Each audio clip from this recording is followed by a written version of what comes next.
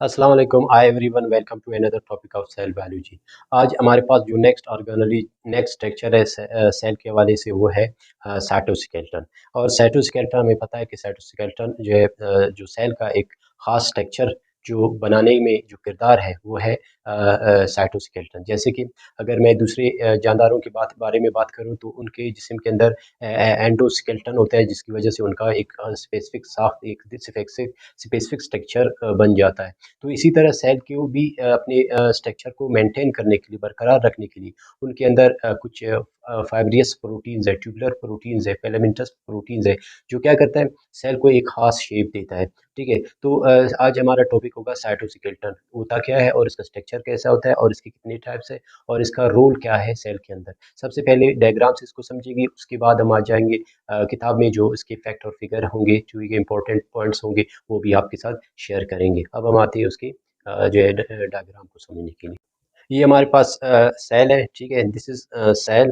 ठीक है, ये हमारे पास सेल मौजूद है। ठीक है, और इस सेल के अंदर डेफिनेटली हमें ये जो नज़र आ रहा है, ठीक है, ये जो हमें नज़र आ रहा है ये क्या है, माइक्रोट्यूब्यूल। ठीक है, ये क्या है, माइक्रोट्यूब्यूल। और ये जो हमें नज़र आ रहा है ब्लू कलर ऑरेंज कलर में, ठीक है, ये हमारे पास मौजूद है इंटरमीडिएट फिलामेंट। अब ये टाइप्स है, ठीक है, 3 किस्म के साइटोस्केलेटन्स मौजूद है। अगर मैं बात करूँ साइटोस्केलेटन की, स्केलेटन, ठीक है, साइटोस्केलेटन लफ्ज़ ग्रीक ज़ुबान से निकला है। ठीक है, ग्रीक ज़ुबान से निकला है। Cyto mean cell and skeleton mean dried dried यानी ढांचा। ठीक है, ये सेल का जो है ढांचा बनाता है। और इसको सबसे पहले डिस्कवर किया था किसने, सबसे पहले एन के कैल्सोव ने सबसे पहले इसको डिस्कवर किया था। कब किया था, 1903। ठीक है, 1903 में इसको सबसे पहले डिस्कवर किया था। और उसके बाद जो है हमें यहाँ पे जैसे कि मैंने बता दिया, ये हमारे पास माइक्रोट्यूब्यूल है। ठीक है, माइक्रोट्यूब्यूल है। ठीक है, और ये हमारे पास इंटरमीडिएट फिलामेंट्स है। और ये जो हमें नज़र आ रहा है, ठीक है, ये ठीक है, ये हमें मार रहा है, ये क्या है, माइक्रो फिलामेंट्स है। ठीक है, माइक्रो या एक्टिन फिलामेंट्स है। ठीक है, अब हमें यहाँ पे 3 किस्म के साइटोस्केलेटन्स मिल रहे हैं, जो सेल का एक खास डायग्राम, एक खास स्ट्रक्चर यहाँ पे क्या कर रहा है, प्रोवाइड कर रहा है। ठीक है, तो यहाँ पे इनका साइज़, ठीक है, इसका साइज़ क्या है, फॉर एग्जांपल अगर मैं माइक्रो फिलामेंट की बात करूँ तो इसका साइज़ 7 नैनोमीटर इसका साइज़ होती है। ठीक है, एक्टिन फिलामेंट या जो है माइक्रो फिलामेंट, इसका साइज़ जो है कितना है, 7 नैनोमीटर। और जो माइक्रोट्यूब्यूल है, ठीक है, जो माइक्रोट्यूब्यूल है इसका जो साइज़ है ये 25 नैनोमीटर है। ठीक है, इसका जो साइज़ है 25 नैनोमीटर है। और जो इंटरमीडिएट फिलामेंट है, इंटरमीडिएट फिलामेंट, इसका जो साइज़ है 8 से लेकर 12 नैनोमीटर इसका क्या होता है, साइज़ होता है। तो ये तीनों जो मिलकर सेल का एक खास स्पेसिफिक क्या करते हैं, स्ट्रक्चर बनाते हैं। ये था डायग्राम ऑफ साइटोस्केलेटन कि सेल के जो स्ट्रक्चर है उसको कैसे मेंटेन करता है। तो ये साइटोस्केलेटन और जो एक्टिन फिलामेंट है, इंटरमीडिएट फिलामेंट है और माइक्रोट्यूब्यूल है, ये इनका जो किरदार है सेल के अंदर, ये सिर्फ सेल की स्ट्रक्चर को नहीं बनाते बल्कि ऑर्गेनेलीज को अगर एक लोकेशन से दूसरी लोकेशन मूवमेंट करना हो तो वो मूवमेंट में भी इनका हेल्प करता है, और ट्रांसपोर्टेशन में भी हेल्प करता है। और न्यूक्लियस से जो पैगाम रसाई होती है तो वो इसी के साथ कनेक्ट होकर पैगाम नेबरिंग सेल तक पहुंचाई जाती है। ठीक है, तो ये था डायग्राम। हम आते हैं इसकी किताब में आपके क्या इसके मेन पॉइंट्स है वो आप। आज का हमारा टॉपिक होगा क्या है, साइटोस्केलेटन। ठीक है, साइटोस्केलेटन ग्रीक जुबान से निकला है। ठीक है, ग्रीक जुबान से निकला है काइटोज। ठीक है, काइटोज मीन सेल। ठीक है, cytos mean cell. Skeleton, skeleton mean dried. ठीक है, ड्राइड बॉडी। ठीक है, और अनब्रांच्ड सिलेंड्रिकल स्ट्रक्चर। ये अनब्रांच सिलेंडर, इनका कोई ब्रांच नहीं होता, बस ये स्ट्रेट फॉरवर्ड एक चैन के थ्रू प्रोटीन मुख्तलिफ प्रोटीन से मिलकर बने होते हैं। ठीक है, which are made up of protein, जो प्रोटीन से बने, involve in the internal structure, ठीक है, सेल के इंटरनल स्ट्रक्चर को एक खास स्पेसिफिक शेप देते हैं। और मूवमेंट, जैसे कि मैंने कहा कि वो मूवमेंट में फॉर एग्जांपल ए ऑर्गेनेली का सेल के एक लोकेशन से दूसरी लोकेशन में मूवमेंट करना हो तो वो भी साइटोस्केलेटन के थ्रू करते हैं। इसी तरह कंट्रक्शन और रिलैक्सेशन, सेल में जो कंट्रक्शन और रिलैक्सेशन होती है, ठीक है, कंट्रक्शन और रिलैक्सेशन होती है सेल डिवीजन के दौरान या मूवमेंट के दौरान या वाटर की ज़्यादा जज़ब होने की वजह से, तो ये सिकुड़ना और फैलने में भी इसका हेल्प करते हैं। मेंटेन द सेल शेप, और सेल का एक शेप बनाते हैं। दे दे आर थ्री टाइप्स, इनके तीन टाइप्स है। कौन कौन से?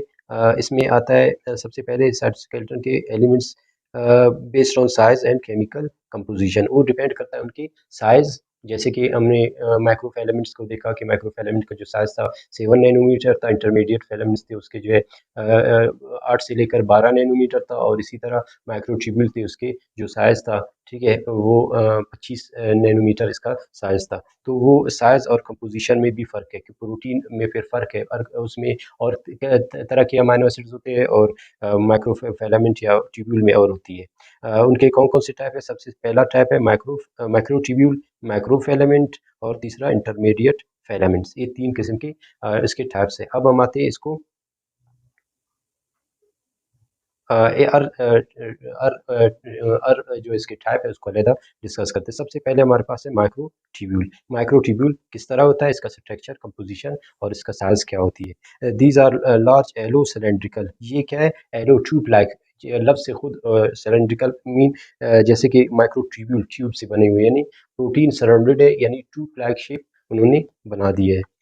Made self assembled tubulin protein, ठीक है, खुद ब खुद एक दूसरे से बनते हैं, ठीक है, ट्यूबलिन प्रोटीन से मिलकर बने होते हैं, जैसे कि एक खास किस्म का प्रोटीन है, ठीक है, खास तरह से अमाइनो एसिड से बने।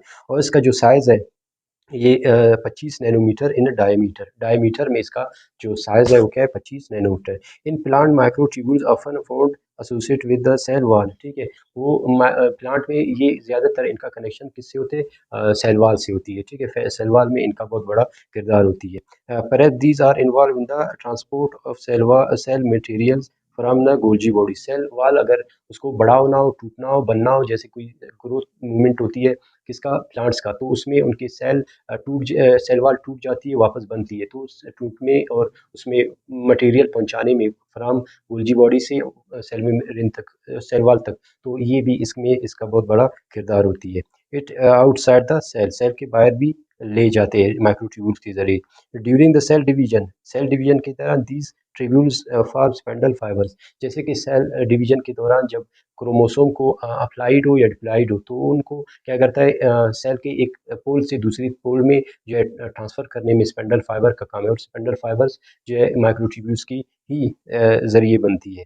Several cells organelles are also drive from the special assembly of the microtubule, ठीक है, सेल के अंदर जितने भी ऑर्गेनेलीज है, ठीक है, वो अगर एक जगह से दूसरी जगह मूवमेंट करते हैं या असेंबल्ड हो जाती है, ठीक है, तो उस सूरत में भी ये क्या करते हैं? इनके लिए इनफॉलो होते हैं, जैसे कि सीलिया, ठीक है, सीलिया जो बैक्टीरिया और कुछ जो प्रोटोजोन्स में जो मौजूद है, जो उनकी मूवमेंट में हेल्प करती है, तो वो भी ओरिजिनेट होती है कहाँ से? माइक्रोट्यूब्यूल से ही उनके प्रोटीन बनते हैं, जिसकी वजह से उनका मूवमेंट होती है। और फ्लैजेला भी माइक्रोट्यूब्यूल से ही बना हुआ है, और इससे ज़रा बेसल बॉडी और सेंट्रियोल्स भी जो है बनी हुई है कहाँ से? जो है माइक्रोट्यूब्यूल से। अब हम आते हैं, दूसरा पॉइंट हमारे पास क्या है? माइक्रोफिलामेंट्स। अब आते हैं माइक्रोफिलामेंट्स क्या होते हैं? जैसे कि डायग्राम में हमने कहा कि वो प्रोटीन के दो अमाइनो एसिड के दो लंबी चेन से मिलकर बना होता है, और उसका साइज क्या था? 7 नैनोमीटर था। Microfilaments are considerably more cylinder, ठीक है, ये सिलेंडर लाइक नहीं होते, बल्कि वो एक दूसरे के साथ ट्विस्ट होकर बने हुए हैं। Made up of contractile made up of contractile protein called actin. इसमें कंट्रक्टाइल प्रोटीन मौजूद है, जैसे कि ये मोस्टली जो जो माइक्रो फिलामेंट्स है, ये ज़्यादातर मसल्स में पाए जाते हैं, क्योंकि वो सिकुड़ने और फैलने में मसल बोन्स का हेल्प कर रहा होता है, ठीक है, तो उसमें कौन सा प्रोटीन हुआ? एक्टिन प्रोटीन है, like the inner face of the plasma membrane, ठीक है, और प्लाज्मा मेम्ब्रेन के इनर फेस में ये क्या हुए? अटैच हुए हैं। These are about 7 nanometer in diameter 7 diameter में इसका साइज है। अगर इन बंडल बंडल की फॉर्म में मैश लाइक नेटवर्क, ठीक है, मैश लाइक नेटवर्क इन्होंने जैसे कि वेब है, एक स्पाइडर का वेब है, इस तरह का एक जाल बना हुआ है। Actin filaments contain two chains of actin and molecule twisted to each other, ठीक है। कह रहे कि उसके दो चैन से बना हुआ है, किसके एक्टिन फाइबर से, लेकिन एक दूसरे के साथ इस तरह ट्विस्ट है, एक दूसरे के साथ इस तरह लिपटे हुए हैं। बिसाइड द एक्टिन प्रोटीन ट्रोपोमाइसिन और ट्रोपिनिन जो है, ट्रोपोमाइसिन और ट्रोपिनिन जो प्रोटीन है वो भी वहाँ पे मौजूद है, जो सिकुड़ने फैलने में इनको एनर्जी देता है, या उनका पोटेंशियल जो है एक असम्बल होता है उसको मेंटेन करने के लिए वो क्या करती है, ट्रोपिन और मायोसिन को वो क्या करता है, हेल्प करता है, also present. These perform a function of muscles contraction, change in cell shape, including cell division, cytoplasm during the cell division, ठीक है। अब इसमें एक्टिन जो माइक्रो फिलामेंट्स का किरदार क्या है कि वो मसल्स को कंट्रैक्ट रिलैक्स करने में हेल्प करती है, और इसके अलावा सेल को एक खास शेप यानी फ्लेक्सिबिलिटी शेप देती है, और इसके अलावा जो है ये सेल डिवीजन में भी हेल्पफुल होती है कि साइटोप्लाज्म को एक से दो हिस्सों में तकसीम किया जाए। हमारे नेक्स्ट जो लास्ट जो हमारे पास जो इसका टाइप है वो है इंटरमीडिएट फिलामेंट। अब इंटरमीडिएट फिलामेंट ना कि ज़्यादा जैसे कि माइक्रोट्यूब्यूल की तरह होता है, ना जो माइक्रो फिलामेंट की तरह होता है, बल्कि दरमियानी जो है किरदार अदा करता है। These filaments are called intermediate because these are intermediate in size, जैसे कि साइज के हिसाब से इंटरमीडिएट। माइक्रो फिलामेंट्स माइक्रोट्यूब्यूल के जो दरमियानी हिस्से में आ जाते हैं, जैसे माइक्रोफिलर 7 नैनोमीटर है, वो 25 नैनोमीटर, और ये 8 से 12 नैनोमीटर इसका साइज होता है in diameter. These are compose of vimentin protein से ये मिलकर बना हुआ है, जैसे कि जो माइक्रोफिलामेंट है वो एक्टिन से, ठीक है, और इंटरमीडिएट किससे बना हुआ है, वेमिन वेमिंटिन प्रोटीन से बना हुआ है। The intermediate filaments assemble and disassemble and therefore play important role in maintain the shape of cell. ये इसमें एक फ्लेक्सिबिलिटी है, वो कंट्रैक्ट रिलैक्स होने की सलाहियत ज़्यादा होती है, और जिसकी वजह से सेल को जो स्ट्रक्चर है वो जिस शेप में आना चाहे वो आ सकता है, बैलेंस हो सकती है। अटैचमेंट ऑफ सेल मसल्स, ये सेल मसल के साथ है जो support nerve cells process in axon, जैसे कि जो नर्व्स के जो सेल है जिसमें उसका एक्सोन रीजन है, उनको वो भी बना हुआ है किससे, जो इसमें मूवमेंट है, ठीक है, नर्व्स का मूवमेंट है, न्यूरोट्रांसमीटर मॉलिक्यूल का मूवमेंट है, तो इसमें भी इंटरमीडिएट फिलामेंट्स इस्तेमाल होते हैं, ठीक है। तो ये था हमारे साइटोस्केलेटन। तो इसमें जितने भी पॉइंट्स थे किताब के हवाले से, इसके अलावा वो सारा आपके साथ शेयर किया। नेक्स्ट